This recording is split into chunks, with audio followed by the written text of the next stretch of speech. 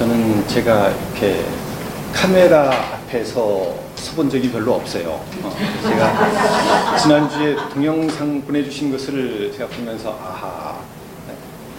설교하면서 손을 어디다 둘 줄을 모르는구나. 손을 왔다 갔다 하는 거야. 이런 것도 제가 봤고 많은 도움이 되었습니다. 습관이 하루아침에 고쳐지기 하겠습니까만은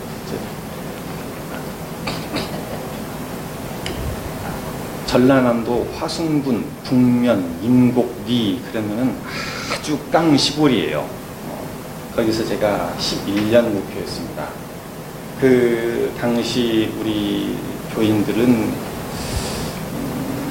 대부분 그때도 노인분들이 많으셨고 중고등학생들, 초등학생들 한 30명 됐었는데 그때 이제 어르신들은 옛날 인공을 겪으셨어요. 인공이 무슨 말이냐 그러면 인민공화국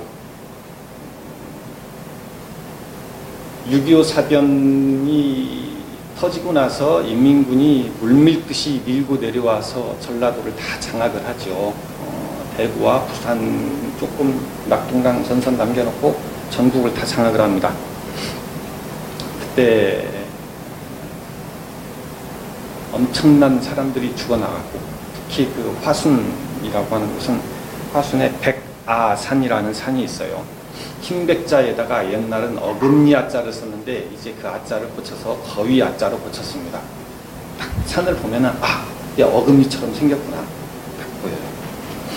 그러니까 사람을 물어 죽이는 산이다 라는 인상을 바꾸기 위해서 거위 아자로 바꿨는데 그 산에 한때 빨치산 사령부가 있었고 6.25 종전 이후에 1953년 이후에 약 3년간 정부군 손이 미치지 못한 지역입니다.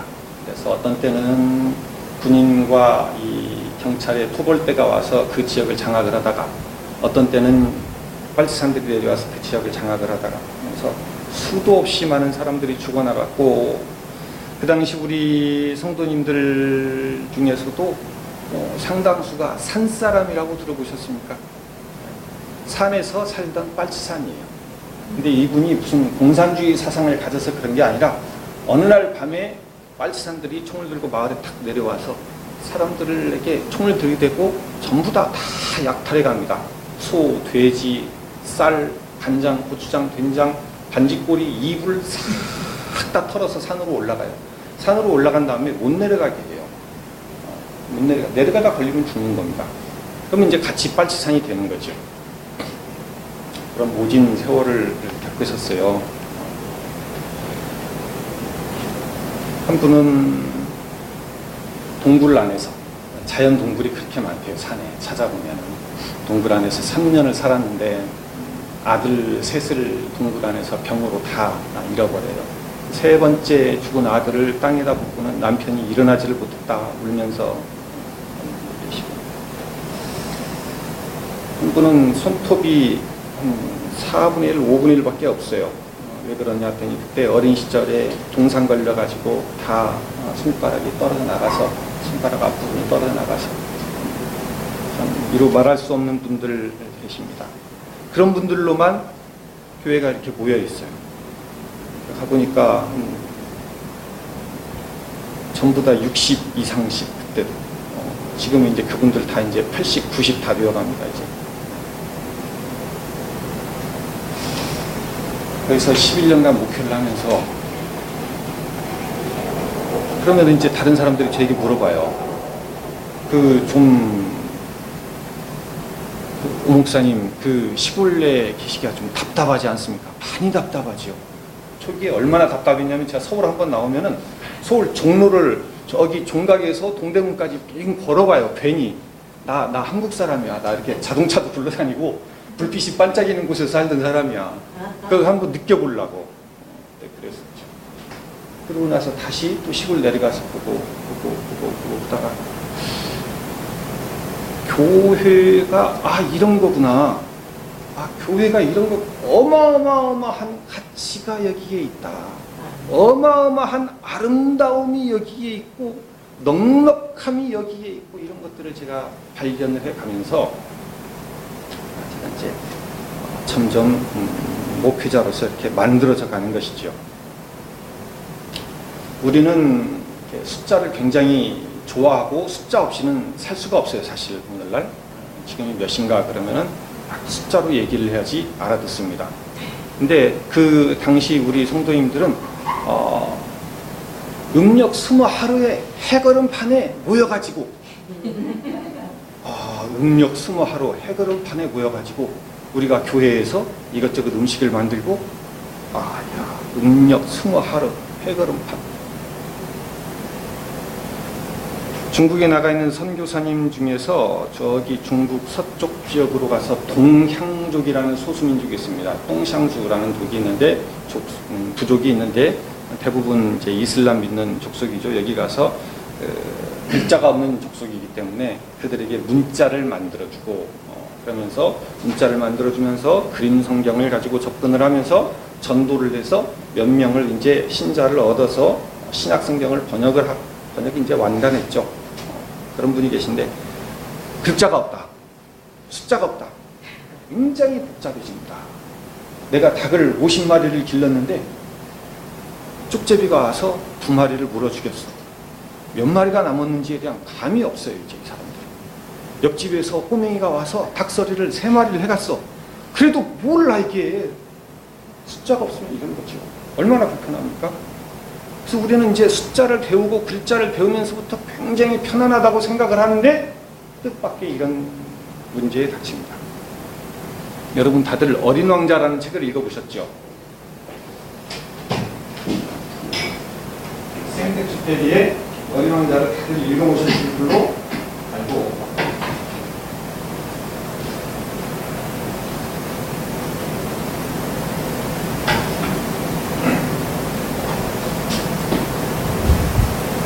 어린 왕자에 나오는 내용 중에 이런 것이 있어요. 저 집은 아주 예쁜 집이야. 장미꽃 넝쿨이 이렇게 드리워져 있고 그러면 사람들이 그 말을 못 알아들어요. 아주 간단하게 얘기하면 돼요. 그 집이 2억 원짜리 집이야. 그러면 다들 고개를 끄덕거린다 이거예요. 어른들은 그렇게 말을 하면 금방 고개를 끄덕거려요. 자, 이제 우리가 숫자로 표현되지 아니하는 것들에 대해서 생각을 해봅시다. 나의 감정을 표현한다. 나의 슬픔은 지금 100분의 70%이다. 이렇게 말하는 사람이 있습니까? 없지요. 분노, 기쁨, 사랑. 우리 큰딸아이가 어렸을 때 아빠가 좋아. 아빠 사랑해. 아빠 예뻐. 아빠를 이렇게 사랑해. 그때까지였어요. 이렇게. 그 다음부터 없어. 숫자라는 것은 없는 거예요. 이제. 숫자로 표현이 가능한가? 그런 숫자가 있는가? 없죠.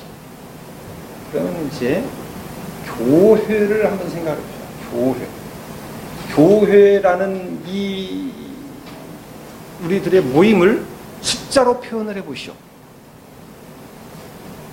숫자가 굉장히 정확하고 크고 작은 것을 구분할 수 있고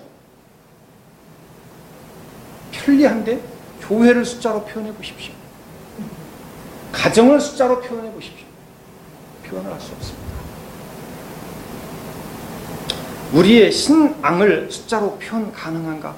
불가능하죠. 신앙, 교회, 가정 도저히 숫자로 표현 불가능한, 그래서 대소 많고 적음을 다질 수 없는 그런 것들이 사실은 굉장히 인생살이에서 중요한 거예요. 이제 이렇게 하고 오늘 본론으로 들어가서 에베소서 말씀을 봅시다. 에베소서는 바울이 에베소에 있는 성도들에게 쓴 편지입니다. 그 편지의 내용을 1장 쭉 잠깐 살펴보면은 이렇게 4절에 창세전에 그리스도 안에서 우리를 택하셨다라는 말씀 나오고 5절에는 우리를 그의 기쁘신 뜻대로 우리를 예정하셨다라는 말씀이 나오고 11절에도 우리가 예정함을 입었다. 우리가 예정함을 입었다. 이런 말씀이 나오고 그런가 하면 또 3번에 걸쳐서 6절에 은혜의 영광을 찬미하게 하려 한다. 우리로 하여금 하나님의 은혜의 영광을 찬미하게 하려 한다. 12절에도 그의 영광과 찬송이 되게 하려 하신다. 14절에도 그의 영광을 찬미하게 하려 하신다 이렇게 나옵니다. 택하신다, 예정하신다가 3번 나오고 찬미하게 하신다, 찬송하게 하신다가 3번 나오고, 그리고 곧장 이어서 이어지는 내용이 뭔가 그러면 바울의 기도가 나옵니다. 바울의 기도의 내용을 하나씩 살펴보면 이렇습니다. 1장 17절에 우리 주 예수 그리스도의 하나님 영광의 아버지께서 지혜와 계시의 정신을 너희에게 주셔서 하나님을 알게 하시고, 기도의 내용이 알게 하시고, 19절에도 그의 힘의 강력으로 역사하심을 따라 믿는 우리에게 베푸신 능력의 지극히 크심이 어떠한 것을 너희로 알게 하시기를 구하노라. 너희로 알게 하시기를 구한다. 이제 이 에베소서의 내용 중에서 이제 중요한 설교 말씀이 이제 들어옵니다. 그러면서 알아야 할 내용이 무엇인가? 그러면은 첫 번째, 너희들이 하나님을 알게 되기를 원한다 그랬어요. 17절, 우리 주 예수 그리스도의 하나님 영광의 아버지께서 지혜와 계시의 정신을 너희에게 주셔서 너희들이 하나님을 알게 되기를 원한다. 좀 이상하지 않습니까? 지금 에베소라는 도시에 있는 보통 사람들에게 쓴 편지가 아니라 교회에 쓴 편지예요. 교회에 쓴 편지라는 말은 무슨 말인가? 이 사람들이 하나님에 대해서 들어본 적이 없는 사람들인가? 모르는 사람들인가? 아니요. 들어본 적이 있고 아는 사람들입니다. 그런 사람들에게 편지를 쓰기를 너희들이 하나님을 알게 되기를 원한다 그랬어요. 신약 성경의 내용들이 대부분 이렇습니다. 바울이 로마에 있는 보통 사람들에게 편지를 쓴 것이 아니라 교회에 편지를 써서 로마서가 되고, 그렇죠? 고린도에 있는 교회에 편지를 써서 고린도 전후서가 되고, 에베소에 있는 교회에 편지를 쓰는 겁니다. 그러면서 하는 말이 뭔가, 내가 너희를 위해서 간절히 기도하는 내용이 있는데 너희들이 하나님을 알게 되기를 원한다. 알게 되기를 원한다.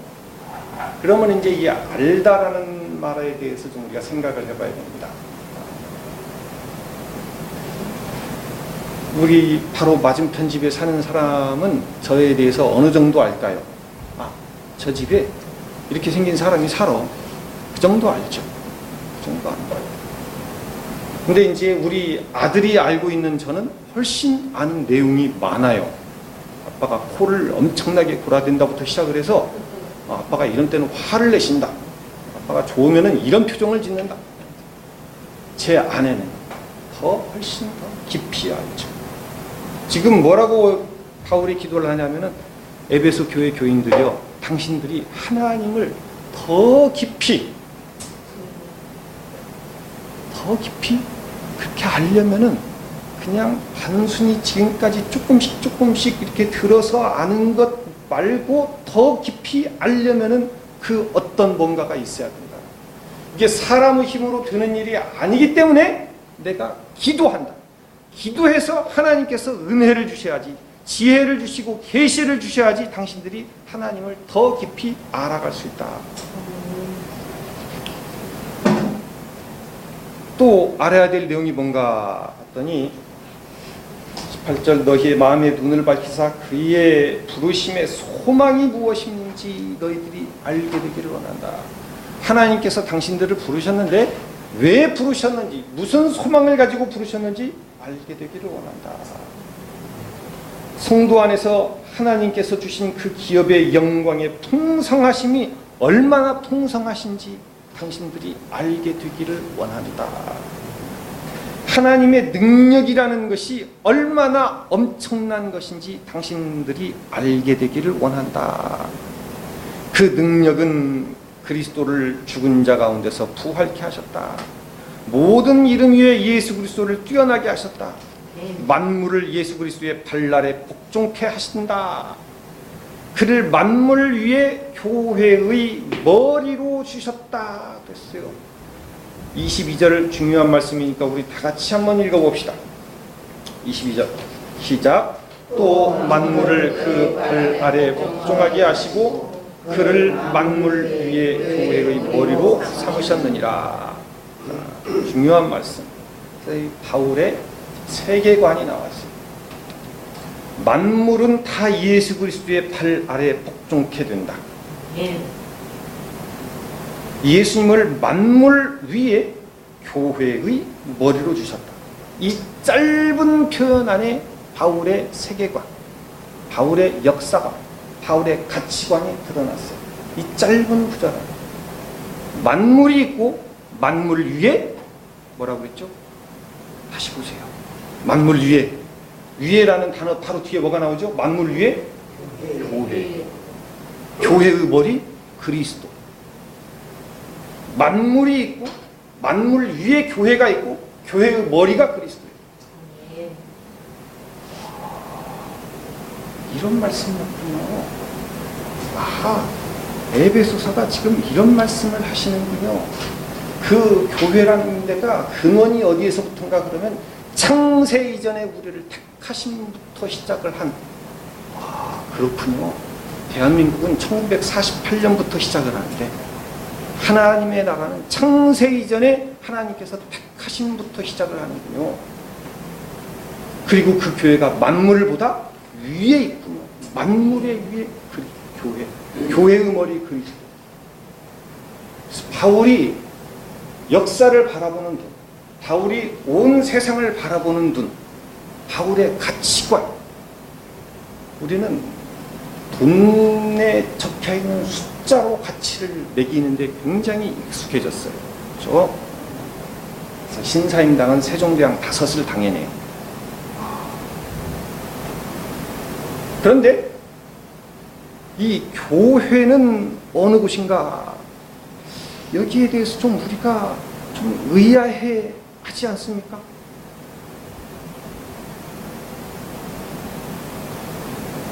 여러분, 교회가 만물 위에 있다고 생각이 되십니까? 우리 아이들이 저랑 같이 예배드리고 저랑 같이 중국에서 홈스쿨하고 이런 때까지는 예쁘게 잘 따라왔어요, 이놈들이. 지금 이제 대학교를 탁 보냈어요. 보내놓고 나서 이렇게 보니까 지들 간에 지금까지 이제 아버지한테 설교를 듣고 아버지 품 안에서만 있었다가 밖에 나가서 대학 교수란 분들의 강의를 들어보고 친구들하고 얘기를 해보고 그러면서 이제 지들 간에 비교를 해보지 않겠습니까? 아버지와 교수님을 비교를 해보고 우리 집과 다른 세상 친구들을 비교를 해보고 비교를 해보면서 라고 마음이 복잡해졌지요. 아버지 그렇게 세상이 단순하지 않습니다 라고 지금 얼굴에 딱 써 있어요. 얘들이 지금 왜 이런 표정을 짓는가? 딱 그렇게 돼 있어요. 여러 가지입니다. 만물, 세상 얼마나 대단합니다. 만물과 세상이 얼마나 대단합니다. 큰딸아이가 대학교 들어가서 예과 과목으로 이제 과학, 우주론에 대해서, 우리 때는 진화론에 대한 이야기가 좀 있었죠.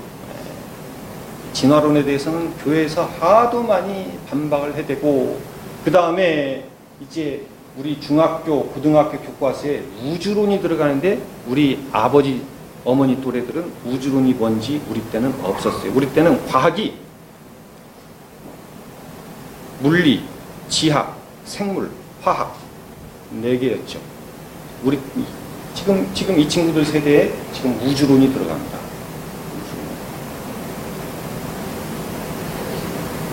우주 팽창론.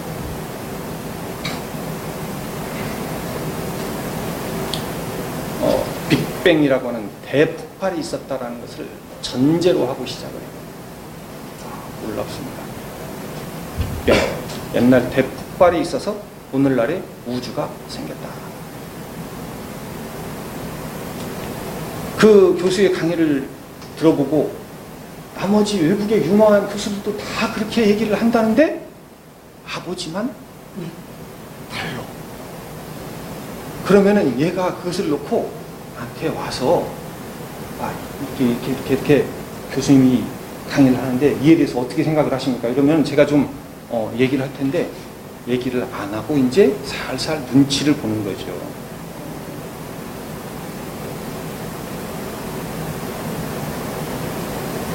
그럼 모든 이론은 빛이 1초에 얼만큼의 공간을 뚫고 지나간다. 빛이 30만 킬로를 간다. 라는 전제하에 생긴 거야. 그 전제가 무너지면 다 무너져. 근데 과연 빛이 1초에 30만 킬로를 가고 그게 불변일까? 그러면은 이제 그런 것은 지가 생각을 안 해봤으니까 입을 또 딱 다물어.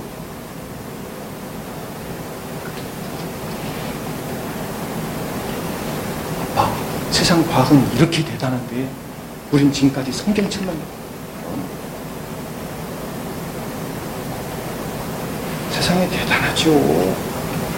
얼마나 대단합니까? 오늘도 지금 내비게이션을 켜고 왔는데 참 우리가 이게 믿어지십니까? 각 자동차에게 전부 다 보내가시고 교통 상황에 따라서 저를 경부고속도로로 인도를 했어요. 얘가. 그러면서 경부고속도로에서 차가 막힌대. 아찔했죠. 대단하죠.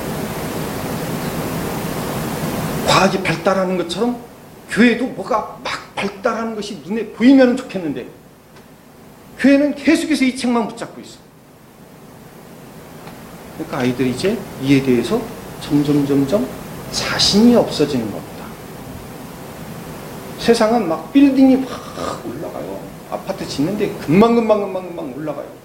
근데 우리 집은 올라가는 것은 관두고 아무것도 없어. 아빠가 와서 보니까 지들이 이제 눈 좀 뜨고 와서 보니까 아빠가 아무것도 없는 사람이야.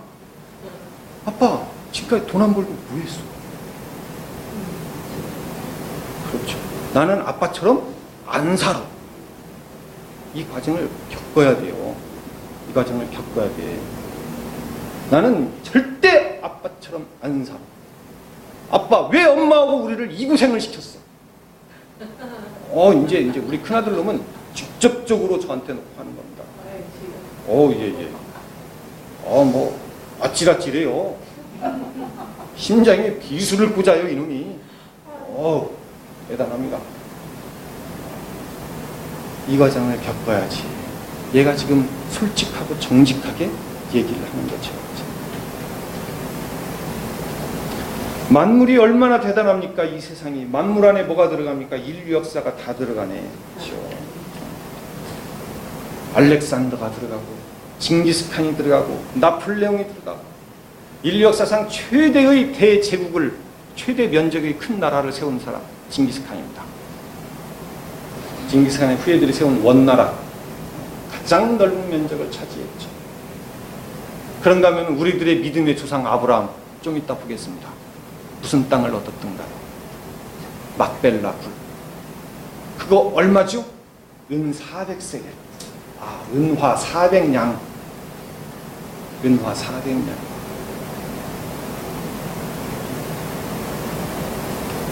징기스칸의 나라와 아브라함의 막벨라 굴. 부인 사라가 죽어서 무덤으로 쓰려고 사는 땅. 비교가 됩니까? 비교가 안 되죠. 애들이 크면은 이제 금방 그런 질문하는 게 한국에 있을 때는 그런 게 없었어요. 중국 가서 우리가 당장에 일단 세계 지도를 하나 사놓고 중국 지도를 하나 사서 벽에다가 딱 걸어놨어요. 나중에 한국에서는 한국 지도를 이제 사가지고 와서 한국 전도 지도를 딱 하나. 큰딸 아이가 이렇게 쳐다보더니 저에게 물어보는데 그때 나이가 초등학교 6학년이에요. 아빠, 단군 할아버지는 왜 이 넓은 땅을 놔두고 저기다가 나라를 세웠어요?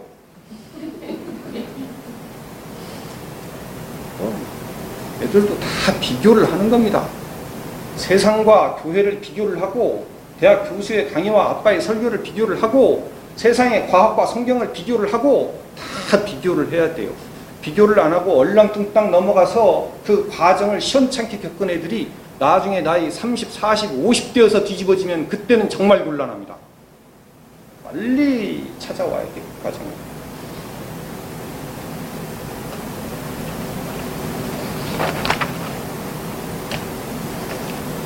교회와 세상, 세상이 훨씬 더 대단해 보이죠.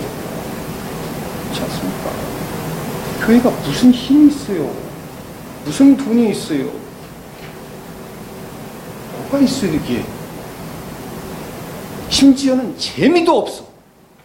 아들놈들이 딱 보니까 재미도 없어.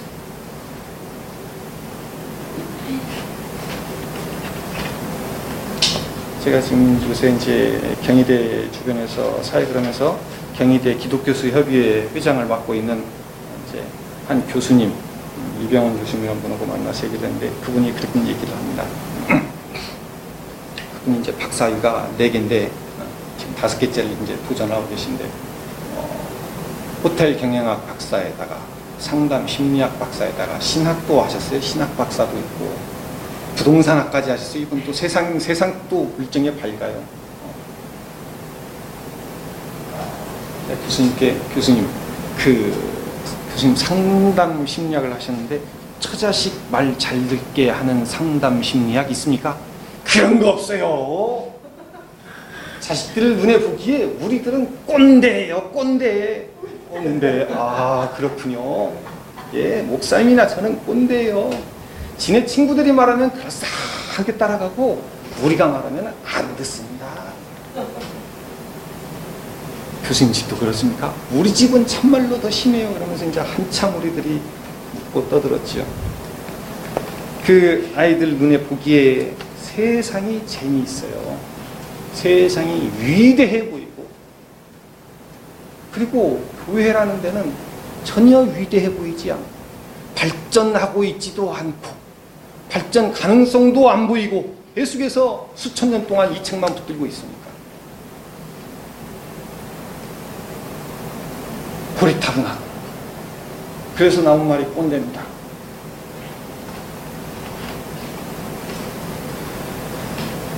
자, 교회라는 말에 대해서 또 세상이라는 말에 대해서 이 교회와 세상의 비교, 대조를 하려면은 교회와 세상의 관계를 한번 봐야 돼. 관계가 어떻게 되는가? 관계가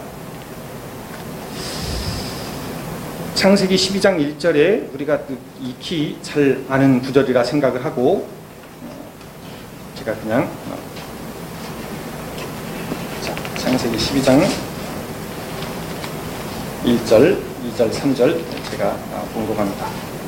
여호와께서 아브라함에게 이르시되 너는 너의 본토 친척 아비 집을 떠나 내가 네게 지시할 땅으로 가라. 내가 너로 큰 민족을 이루고 네게 복을 주어 네 이름을 창대케 하리니 너는 복의 근원이 될지라. 너를 축복하는 자에게는 내가 복을 내리고 너를 저주하는 자에게는 내가 저주하리니 땅의 모든 족속이 너를 인하여 복을 얻을 것이니라 하시니라. 자, 이제 이 말씀을 봅시다. 너는 너의 본토 친척 아비 집을 떠나 그랬습니다. 떠나. 왜 떠나라고 하셨을까? 그러면서 성경 전체를 훑어보면은 교회라는 말 자체가 이제 신약성경 사도행전에 등장하는 이 교회라는 말 자체가 떠나야 돼요. 뭘 떠나는가? 뭘 떠나는가? 세상을 떠나야 됩니다. 교회라는 말이 에클레시아라는 말인데, 에크란 말은 밖으로라는 말입니다. 밖으로. 에클레시아. 클레시아는 무슨 말인가? 칼레오, 부르다 동사에서 왔어요. 그래서 밖으로 불러냄을 받은 사람들이 밖에서 모여있는 상태. 이것이 에클레시아입니다.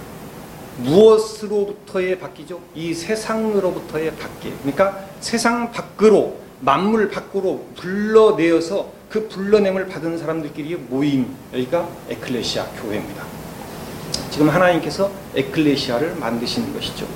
갈대아 우르라고 하는 그 당시 청동기 문명이 매우 발달했던 최첨단 도시이면서 그 안에 우상숭배가 횡행했고 그 안에 세상의 가치관, 세상의 세계관, 세상의 역사관으로 꽉 찌들은 그곳에로부터 아브라함을 하나님께서 불러내시면서 하시는 말씀이 너는 너의 본토 친척 아비 집을 떠나요. 너는 이 세상을 떠나야 된다. 너 내가 부르는 대로 그냥 따라오면 돼. 밖으로 불러내셨어요. 교회를 세상으로부터 분리시키십니다. 세상 밖으로 불러내십니다.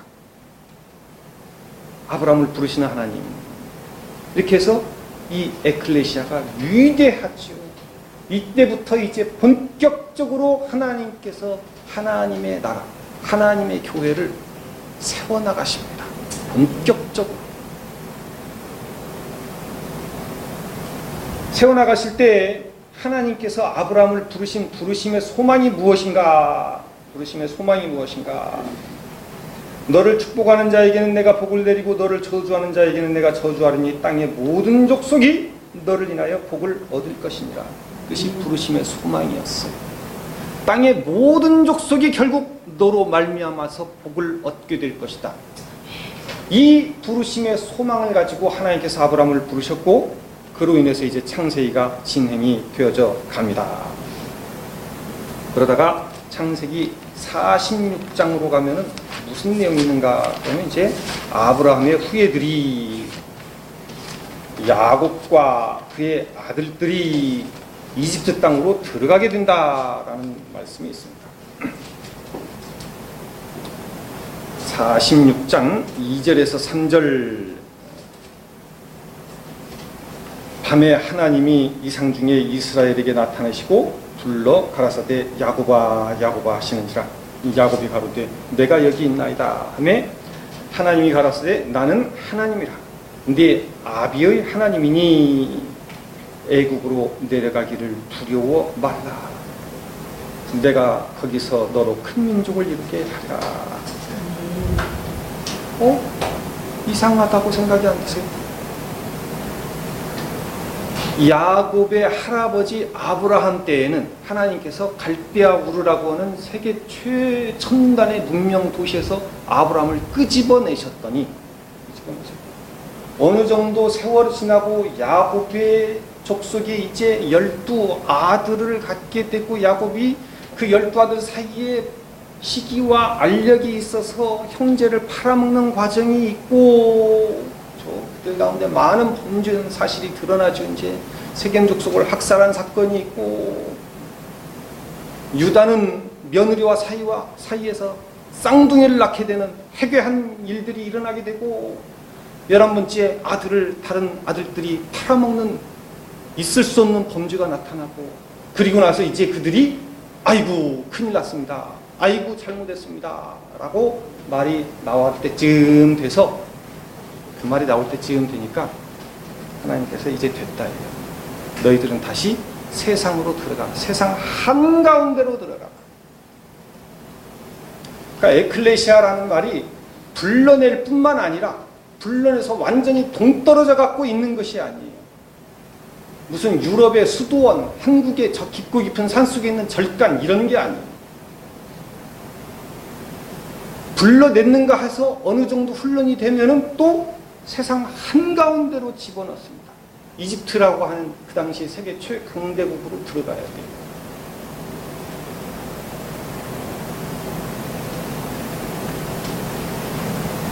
들어가고 나면 이제 어떻게 되죠? 들어가고 나서 지난주 설교 말씀대로 400년을 거기서 지내다가 400년 동안 그들이 신앙 정체성을 유지하고 살았다. 기적입니다. 기적입니다. 불가능한 일이에요. 그러다가 하나님께서 다시 모세를 통해서 출애굽, 엑소더스를 행하십니다. 교회를 다시 세상으로부터 꺼내오십니다. 하나님께서 그때 하나님의 군대를 꺼내오신다는 표현을 쓰세요. 하나님의 백성들 다시 꺼내오세요. 아하, 세상 밖으로 불러내셨다가 집어넣으셨다가 다시 꺼내셨다가 나중에는 이놈을 갖다가 하나님께서 깨뜨려버리세요. 바벨론 왕 느부갓네살을 시켜서 다 뭉개버려, 깨뜨려버려, 산산이 깨서 온 세상에 확 흩어버리십니다. 하나님께서 이런 일들을 하시는구나. 예루살렘이 멸망하죠. 586년. 열왕기하 25장 7절에 이렇게 나옵니다. 마지막 왕 시드기야의 아들들을 죽이고 시드기야의 두 눈을 뽑아버립니다. 너는 이제 볼 것 다 봤다 이거예요. 얼마나 무섭습니까? 얼마나 끔찍합니까? 그리고 세상 가운데 흩어버리세요. 흩어버렸는가 했더니 그 다음에 이제 또다시 몇백 년이 지나야죠. 이제 신약성경에 예수님이 등장을 하시고 성경에서 이런 말씀을 합니다. 요한복음 1장 12절 13절 영접하는 자 곧 그 이름을 믿는 자들에게는 하나님의 자녀가 되는 권세를 주셨으니 이는 혈통으로나 육정으로나 사람의 뜻으로 나지 아니하고 오직 하나님께로서 난 자들입니다. 교회에 대한 말씀을 하신 겁니다. 예수님을 영접하는 자, 예수 그리스도의 이름을 믿는 자들에게는 하나님의 자녀가 되는 권세를 주셨다. 이 하나님의 자녀가 되는 권세를 가진 사람들, 이 사람들은 혈통을 따지지 않는다. 육정을 따지지 않는다. 혈통과 무관하다. 이 사람들은 혈통에 의해서 태어난 사람들이 아니라 하나님으로부터 말미암아서 태어난 사람들이다. 이렇게 해서 심지어 족보가 다르다고 지금 나눠버리는 거예요. 족보가 다르다. 영혼의 DNA가 다르다고 나눠버리시는 거예요. 얼마나 무서운 말씀이십니까? 너희들은 저쪽에 있는 세상 사람들하고 영혼의 DNA가 달라. 너희들은 하나님으로부터 말미암아서 거듭난 사람들이야. 와우! 교회라는 것을 이렇게 무섭게 말씀을 하십니다. 이 말씀 무슨 말이냐면 세상은 결코 너희들 무리 가운데 끼어들 수 없어. 그리고 이제 오늘 에베소서에 바울이 그렇게 말씀을 하시는 겁니다. 바울의 기도 가운데 만물 위의 교회, 세상의 DNA로가 아니라 하나님으로부터 받은 DNA로 거듭난 사람들, 당신들은 만물 위에 있는 사람들이다. 그리고 당신들의 머리는 그리스도시다. 바울의 역사관이, 바울의 세계관이, 바울의 가치관이 분명하게 드러나 버렸어요.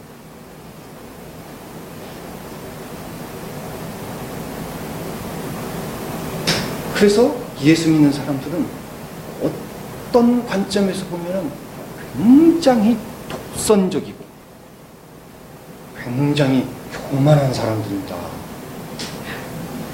심지어 하나님을 아버지라고 부르는,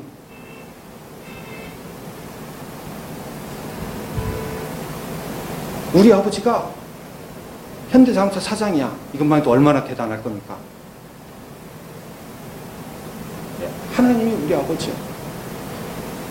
옆에서 보는 사람들이 우리를 뭐라고 생각을 하겠어요? 저도 예수 믿기 전에는 뭐라고 생각을 했겠습니까?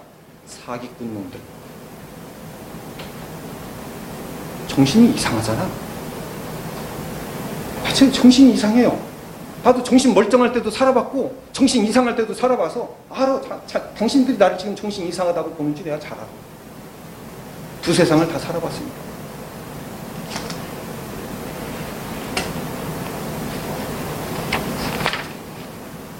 자, 이 교회와 세상에 대한 관계를 살펴보면서 이 둘을 비교할 때 교회가 핵심인가 아니면 이 세상이 핵심인가? 그 생각 한번 해봅시다. 창세기 47장에 가면은 야곱이 바로왕과 만나는 장면이 나와요. 한 명은 이 하나님 나라의 대표자로서 폭삭 늙은 할아버지가 돼가지고, 한 명은 이 세상 나라의 대표자로서 세상의 온갖 영광과 권세, 부귀를 다 가지고서 두 명이서 딱 상봉을 합니다. 네, 창세기 47장입니다. 야곱이 바로에게 축복하며 바로가 물어봐요. 당신 연세가 어떻게 되시오? 예, 제 나그네 길의 연세가 137년인데 우리 조상들의 연주에는 미치지 못하지만 험악한 세월을 보내었나이다. 얘기를 하죠. 그 짧은 대화밖에 없었어요, 사실. 한 명은 하나님 나라의 대표고 한 명은 세상 나라의 대표로서 두 명이서 잠깐 만났어요. 잠깐. 그 만나는 장면을 떠올리면서 생각을 해봅시다. 누가 더 핵심 같습니까? 누가 더 멋있어 보입니까? 바로왕이 멋있어 보이죠. 바로왕이. 이집트의 바로왕. 왕관을 두 개를 겹쳤습니다. 이집트가 상 이집트가 있고 하 이집트가 있어요. 저쪽 나일강 저쪽 상류 쪽이냐 하류 쪽이냐에 따라서 이집트가 상 이집트 하 이집트가 있어가지고 상 이집트 왕이 쓰는 관이 따로 있고 하 이집트 왕이 쓰는 왕관이 따로 있어서 상하 이집트를 통일을 시켜버려요. 이집트를 히브리 말로 미스라임이라고 부르는데 임으로 끝나면 대부분 복수명사입니다. 예루살라임 그러면 예루살렘도 아하 나눠져 있었구나. 하샤마임 그러면 하늘도 하나의 하늘이라고 하나 하늘들이라고 하는 복수였구나. 미스라임을 상하 이집트를 다 통일시켜서 왕관 두 개를 겹쳐 쓰는 사람이 진정한 바로입니다. 하나는 그냥 원형이고 하나는 삐죽한 왕관이에요. 두 개를 겹쳐 써야지 진정한 바로. 왕관을 두 개를 딱 겹쳐 쓰고 황금 지팡이를 탁 들고 얼마나 품이 나고 멋있어요. 그런가 하면은 100수십 살 돼가지고 다 쪼그라진 할아버지 보면은 누가 멋있고 누가 주인공 같아. 보면 몰라. 그냥 척 보면 알지. 근데 지금 바울은 그런 해석에 있어서 아니다. 누가 핵심이고 누가 가장 중요하냐 그러면은 사람을 살릴 수 있는 사람이 중요한 거야. 겉껍데기 황금 뒤집어 쓰고 있어봤자 아무것도 아니야. 권력 들고 있어봤자 아무것도 아니야. 왜? 좀 있으면 흉년이 닥칠 거거든. 바로는 사람을 살릴 능력이었거든. 사람을 살릴 능력을 갖춘 사람이 그 집안 아들이야. 11번째 아들. 누가 중요해? 무엇이 중요한디? 살아야지 중요하지. 살아야지. 다 놓고 죽을 놈의 인생에 누가 생명을 가지고 그러면은 누가 주인공이에요? 그 사람이 생명을 들고 있는데 꼭 요상합니다. 키도 조그만 해갖고 까마잡잡해서 머리는 한 달 동안 안 감았는가 2달 동안 안 감았는가 모르고 뭔 쓰리파짝 하나 짝짝짝짝 긁고 기도하면 눈물을 뚝뚝 흘리면서 주여하고 몇 시간씩 풀어 앉아있어요. 못생겼어. 소수민족이야. 국민학교 나오셨어? 조금 다니다 말았어. 운남에서 제가 만난 사람들입니다. 운남 가정교회 지도자.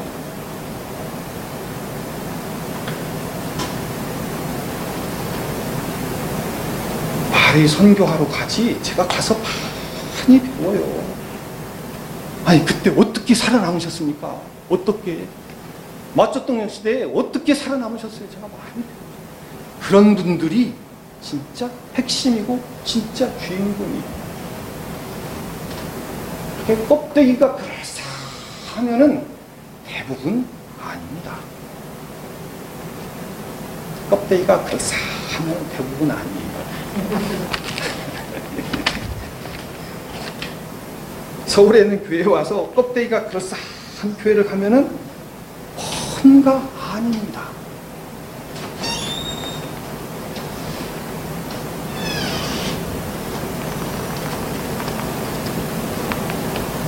이 세상 나라 얼마나 대단합니까? 중국은 남한 면적의 96배입니다. 제가 있었던 중국이. 운남성만 해도 남북 한합한 면적의 1.7배입니다. 대단하죠. 거기에 우리가 어떤 관점을 가지고서 바라봐야지 교회가 만물의 위에 있다. 교회가 이 세상의 위에 있다고 보여줍니다. 교회를 한번 생각을 해봅시다. 이제 오늘날의 교회. 껍데기 번듯한 교회들. 목사들끼리도 마찬가지예요. 교회가 많이 세속화돼서 이제 우리들이 가짜 냄새가 나요. 제가 억지로 겸손한 척 하려고 이런 얘기를 하는 게 아니에요. 잘 들으세요. 가짜 냄새가 많이 나. 저부터. 가짜들이 많아요. 보통 많은 게 아니에요. 그래서 만나서 뭘 물어보는가? 당신네 교회에는 교인들이 몇 명이요? 숫자로 표현되죠? 몇 명. 예배당 평수가 몇 평이요? 숫자로 표현되죠? 숫자로 된다니까요, 이것이. 숫자로 표현된다는 얘기는 대소, 크고 작은 것을 서로 비교하는 게 아주 확실해요. 1년 동안 재정이 얼마요?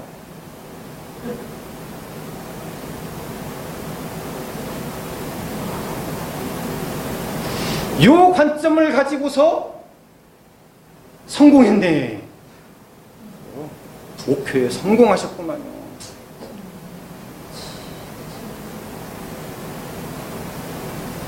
세상의 관점을 가지고서 교회를 바라보면은 교회는 정말로 만물의 찌끄러기 같은 데입니다.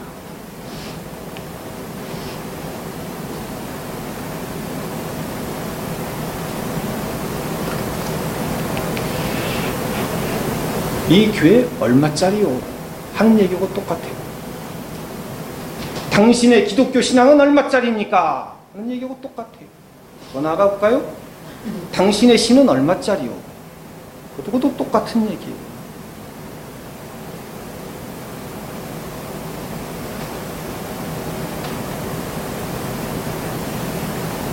천당 가는 표는 얼마짜리입니까? 이런 얘기들과 똑같은 얘기예요. 그야말로 이단이죠. 이제. 교회가 세속화되었다라는 말은 이단도 보통 이단이 아니에요. 이게 빨리 그러한 관점에서 벗어나려고 해야 된다.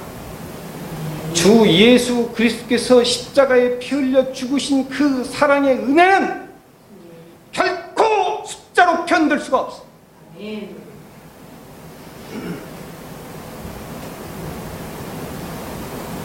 내 자식이 하나님께서 은혜로 주셨지 내가 시장 가서 돈 주고 샀습니까?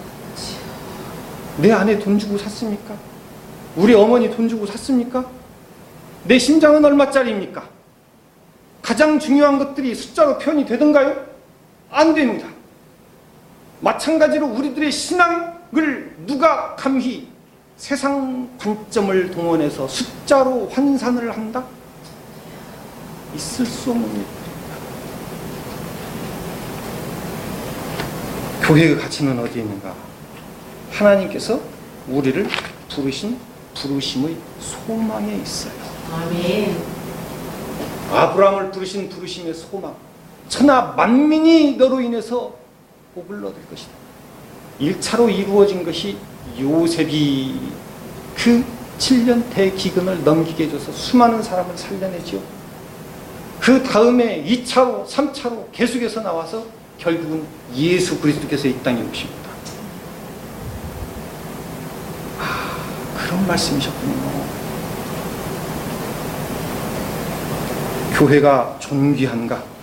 교회의 지위가 이 세상에 비해서 이루 말할 수 없이 높고 교회가 세상의 만물 위에 있는가? 바울의 세계관을 우리가 받아들일 것인가?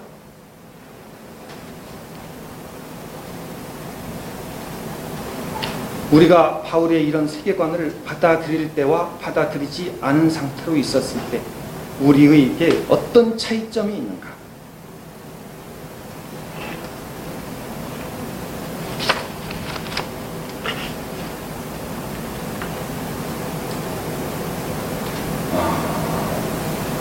저도 우리 아들에게 제가 물어봐요.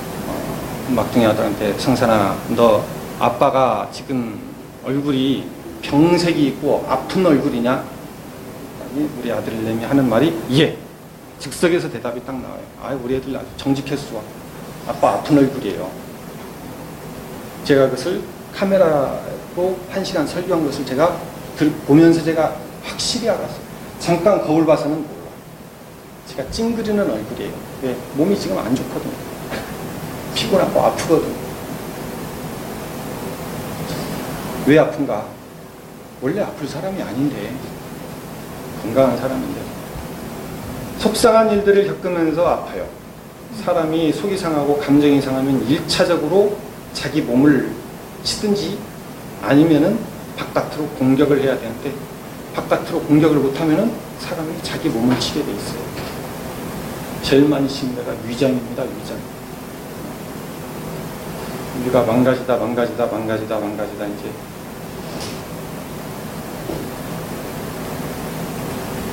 더 여기서 한 단계 더 나가면은 위암으로 가는 겁니다. 거기까지 갔어요. 다시 지금 많이 회복을 하는 중입니다. 왜 그런가? 교회의 분열과 타락을 보기 때문에 그렇습니다. 공산당, 중국 공산당 대단치 않았어요. 부딪혀 보니까 그렇게 대단한 거 아니더라고요. 자기들이 다 거짓말 한다는 걸 알고 있어요. 그 막스 레닌 따라가면은 다 굶어 죽는다는 걸 알고 있어.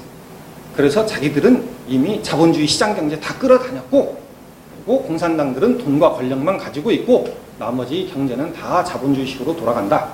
돈과 권력만 건들지 말아라. 원래 공산당 이념이라는 것은 다 잘못된 것이다. 다 자기들도 알고 있어요. 그게 대단치 않습니다. 제일 센 집단들이 중국에서도 이슬람이에요.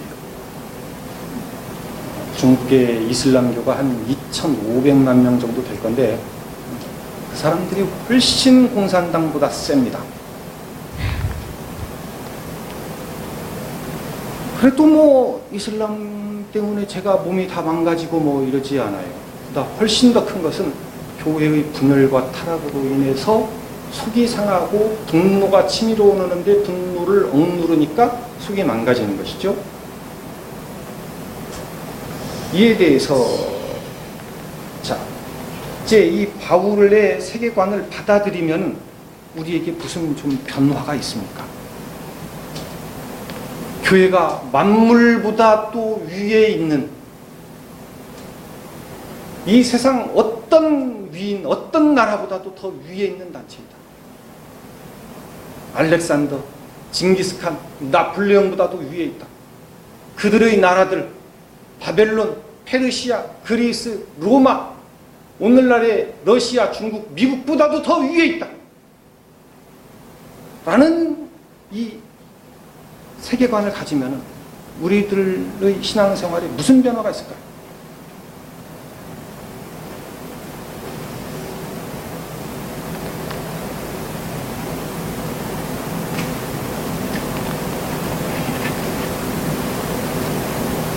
많은 어려움들을 겪으면서 신자로서의 정체성이 흔들리지 않습니다. 신자로서의 정체성이 흔들리지 않아요. 내가 누군가? 예수 믿는 사람이에요. 예수 믿는 사람이에요. SNS에 글을 올린다. 나 예수 믿는 사람이고 나 목사입니다. 나 예수 믿는 사람이에요. 당신이 나를 싫어할지라도 나 예수 믿는 사람입니다. 당신들이 교회가 부패했다, 타락했다 그러면서 교회를 비판하면은 그 비판의 소리를 제가 다 듣겠습니다. 제가 다 맡겠습니다. 그래도 제가 그리스도인이고 제가 교인입니다. 쉽지 않습니다.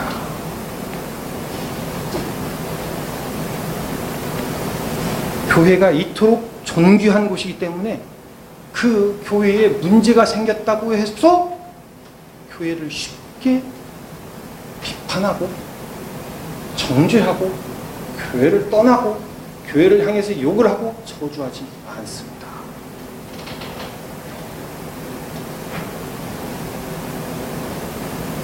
그럴 마음은 속에서 굴뚝같이 막 끓어오르다가 아닌 거예요.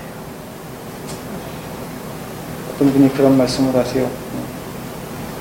5만 원짜리 신사임당 새겨진 이 5만 원짜리 돈이 땅에 떨어져 있어서 저걸 주워야겠는데, 근데 어떤 사람이 지나가면서 싹 돈을 밟고 지나갔어요. 거기에 그 사람 발자국이 딱 찍혔어. 근데 신발도 되게 더러워갖고 더러워졌어. 그러면은 어떡할까요? 더러우니까 간더 그럴까요? 저 같으면 죽겠는데. 만약에 그게 5만 원짜리 아니라 1억 원짜리 수표다. 그러면 거기에 개가 개똥을 쌌어도 제가 주워요. 그렇죠? 왜? 가치가 있거든. 가치가 있거든. 거기에 사람들의 죄와 죽음에 대한 근본적인 해결책이 담겨 있다. 그러면은 여기다 사람들이 침을 뱉었든지 개똥이 묻었든지 욕을 하든지 말든지 따질 것이 없어요. 포기하지 않습니다. 다른 사람들이 나를 뭐라고 보든지 흔들리지 않습니다. 이 길을 그대로 갑니다. 아멘. 자, 오늘 말씀을 맺습니다. 교회가 무엇인가? 무엇이 가장 소중한가? 이런 근본적인 질문들을 우리가 해야 됩니다. 그리고 우리는 이 세상의 가치관에 우리가 얼마나 쉽게 동화되어 가는가. 다른 사람들이 가지고 있는 가치관, 당신네 교회 몇 명 모여? 예배당 평수 몇 평이야? 1년 재정 얼마야? 여기서 빨리 벗어나야 돼.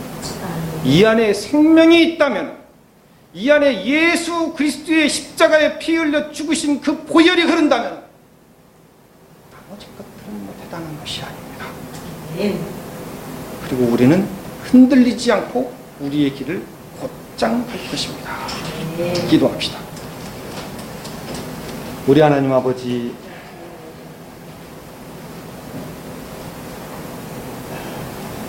교회가 무엇인지 창세전부터 우리를 택하셔서 교회가 되었다 그랬습니다. 그 교회가 얼마나 존귀한 것인지 세상 모든 만물 위에 있다 그랬습니다. 이 세상은 사람들의 생명을 살려낼 수 없을지라 이 교회는 영생을, 예수 그리스도의 영원한 생명을 나누는 것이므로 그 모든 문제에 대한 답이 된다. 우리 하나님 아버지, 이 날이 갈수록 대단해져가는 세상의 물결 속에서 우리가 흔들리지 않고 우리 신앙을 지켜나가고 우리의 후손들이 우리의 뒤를 이어서 이 교회들을 받들어 나아가게 하옵소서.